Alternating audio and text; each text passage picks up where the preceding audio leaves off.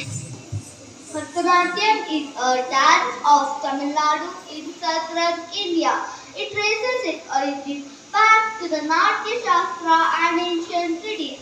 On theatre written by the Martin priest, Bharata, originally a temple dance for women, Bharatanatyam is used to express Hindu religion, stories and devotion.